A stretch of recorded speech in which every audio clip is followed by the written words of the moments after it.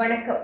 வாடிக்கையாளரை கலந்தாலோசித்தல் மற்றும் கையாளுதல் என்ற இந்த பயிற்சிக்கு உங்களை வரவேற்கிறோம். இந்த பயிற்சியின் இறுதியில் நீங்கள் வாடிக்கையாளரின் நகங்களை கூர்ந்து கவனித்து அவர் சிகிச்சைக்கு முந்தைய செயல்முறைக்கு உட்பட வேண்டுமா என்பதை தீர்மானிக்க முடியும். சிகிச்சைக்கு முந்தைய செயல்முறையின் போது நீங்கள் முதலில் வாடிக்கையாளரின் நகங்களை கூர்ந்து கவனிக்க வேண்டும். அதன் பிறகு நீங்கள் சிகிச்சைக்கு முந்தைய செயல்முறையை தொடங்க வேண்டுமா என்பதை தீர்மானிக்க வேண்டும். ஒரு வாடிக்கையாளரின் நகத்தில் எதை கூர்ந்து கவனிக்க வேண்டும் என்பதை தெரிந்து கொள்வோம். சிகிச்சைக்கு முந்தைய செயல்முறையின் போது நீங்கள் கூர்ந்து கவனித்து கண்டறிந்த விஷயங்களை வாடிக்கையாளர் பதிவு அட்டையில் பதிவு செய்வதை உறுதிப்படுத்தவும். நகம் ஆரோக்கியமாக இருக்கின்றதா அல்லது ஆரோக்கியமின்றி இருக்கின்றதா என்பதை கவனிக்க வேண்டும். நகங்களில் ஏற்படும் நோய்கள் அல்லது நோய் தொற்றுகளை பற்றி உறுதியாக தெரிந்து கொள்ள முதலில் ஒரு நகத்தின் அடிப்படை கட்டமைப்பை நீங்கள் தெரிந்து கொள்ள வேண்டும். ஏனெனில் ஒரு சலூனில் கையாளக்கூடாத நிலைமைகளை கண்டறிந்தல், தங்களையும் பிற வாடிக்கையாளர்களையும் பாதுகாத்துக் கொள்ளக்கூடிய நோய் தொற்று நிலைமைகளை அடையாளம் காணுதல், தீவிரமான உடல்நல பிரச்சினைகளை வெளிப்படுத்தும் நிலைமைகளை அடையாளம் கண்டறிந்து அவற்றிற்காக ஒரு மருத்துவரை கலந்தாலோசிக்குமாறு வாடிக்கையாளருக்கு அறிவுரை கூறுதல் போன்றவற்றை மேற்கொள்ள வேண்டுமெனில் நகங்களில் ஏற்படக்கூடிய குறைபாடுகள் மற்றும் நோய்களை பற்றி அழகு சிகிச்சை நிபுணர்கள் முழுமையாக புரிந்து கொண்டிருக்க வேண்டும். நகங்களின் எந்த பாகங்கள் வளர்ச்சிக்கும் பாதுகாப்புக்கும் காரணமாக உள்ளன என்பதையும் நகங்களின் வடிவம் மற்றும் அளவையும் கூட நீங்கள் தெரிந்து கொள்வீர்கள். இந்த தகவல் மெனிக்யூர் மற்றும் பெடிக்யூர் செயல்முறையின் போது நகங்களுக்கு சேதம் ஏற்படாமல் பாதுகாக்க உதவுகிறது. மெனிக்யூர் அல்லது பெடிக்யூர் செயல்முறையில் ஈடுபடும் போது நீங்கள் வேலை செய்யும் முக்கிய அமைப்பு நகமாகும். நகத்தின் தொழில்நுட்ப பெயர் ஓனிக்ஸ் ஆகும். நகம் என்பது கைவிரல்கள், கால் விரல்கள் மற்றும் நெயில் பெட் பாதுகாக்கின்ற ஓர் ஒளி ஊடுருவும் தட்டு போன்றது ஆகும். நகம் தோலினுடைய ஒரு துணை உறுப்பு. இயல்பான ஆரோக்கியமான நகம் உறுதியானதாக ஆனால் நெகிழ்வுத்தன்மை கொண்டதாக இருக்கும். ஆரோக்கியமான நகம் மேடுகள், குழிகள் அல்லது பிளவுகள் எதுவும் இல்லாமல் பளபளப்பானதாகவும் மென்மையானதாகவும் புள்ளிகள் இல்லாததாகவும் இருக்கும். அது வெண்மையானதாகவும் ஒளி கசியக்கூடியதாகவும் இருக்கும். அதன் வழியாக பார்க்கும்போது நெயில் பெட் இளஞ்சிவப்பு நிறத்தில் தெரியும். இப்போது நகத்தின் அமைப்பை பார்க்கலாம். நகத்தில் நம் கண்ணுக்கு தெரியும் பகுதி நெயில் பிளேட் ஆகும்.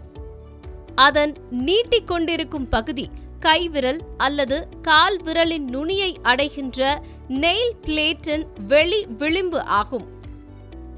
நகப்பள்ளங்கள் நெயில் க்ரூவ்ஸ் என்பவை நகத்தின் இருபுறமும் செல்லக்கூடிய பிளவுகள் அல்லது தடங்கள் ஆகும். நகம் வளரும்போது அதன் மீதுதான் நகர்கிறது. புறத்தோல் அதாவது கியூட்டிக்கிள் அல்லது எப்போனிசியம் என்பது நகத்தின் அடிப்பகுதியில் மேலோட்டமாக வளர்ந்துள்ள தோலாகும்.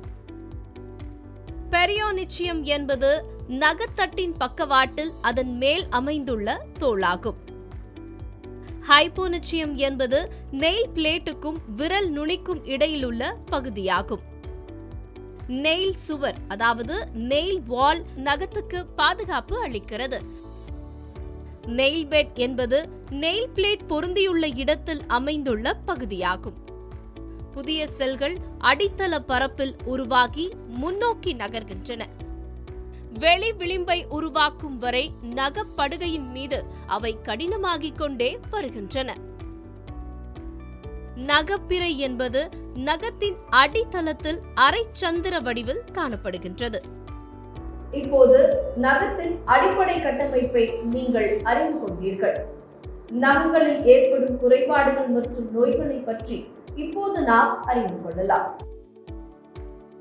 நக நோய் அல்லது ஓனிகாசிஸ் நகத்தில் ஏற்படும் நோய் அல்லது உருக்குலைவு ஆகும். நக நோய்கள், பிற மருத்துவ நிலைமைகள் தொடர்பான அடையாளங்கள் மற்றும் அறிகுறிகளை வெளிப்படுத்துவதால் அவை தனி வேறுபட்ட வகைப்பாட்டை கொண்டுள்ளன. சில நக நோய்களை பற்றி நாம் இப்போது பார்க்கலாம்.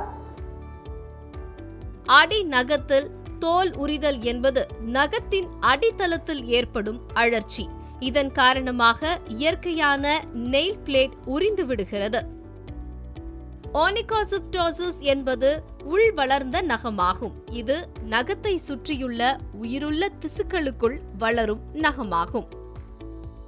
ஓனிகோலிசிஸ் என்பது வழக்கமாக அதிர்ச்சியின் காரணமாக நெயில் பெட்டில் இருந்து நெயில் பிளேட் விழுந்து விடாமல் பிடித்துக் கொண்டிருப்பது ஆகும். ஓனிகோமாட்டசிஸ் என்பது நெயில் பிளேட்டிலிருந்து நெயில் பிளேட் தனியாக பிரிந்து விழுந்து விடுவது ஆகும். நகச்சுற்று என்பது நகத்தை சுற்றியுள்ள திசுக்களில் ஏற்படும் பாக்டீரியல் அழற்சி. பொதுவாக அருகிலுள்ள தோல் மடிப்புகளில் சிவத்தல், சீழ்பிடித்தல் மற்றும் வீக்கம் ஆகியவை காணப்படுகின்றன. ஓனிகோமைகோசிஸ் இயற்கையான நெயில் பிளேட்டில் ஏற்படும் பூஞ்சை தொற்றாகும்.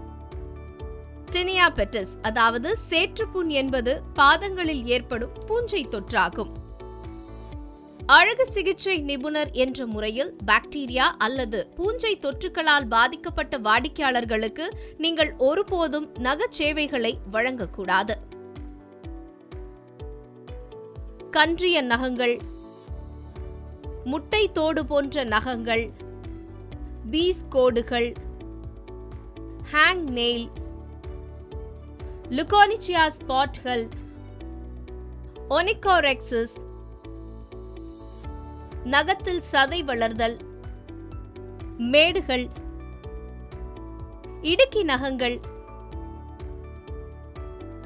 வெள்ளரிய நகங்கள் மற்றும் ஒனிகோபாக்கி ஆகியவை வாடிக்கையாளரின் நகங்களை உற்று நோக்கும்போது நீங்கள் கூர்ந்து கவனிக்க வேண்டிய சில நகம் சார்ந்த குறைபாடுகளாகும்.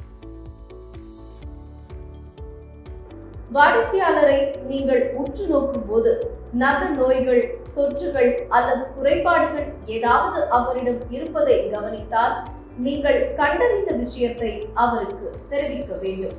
அப்படி செய்தால் சிகிச்சைக்கு செல்வதற்கு அவர் தனது மனதை தயார்படுத்திக் கொள்ள முடியும்.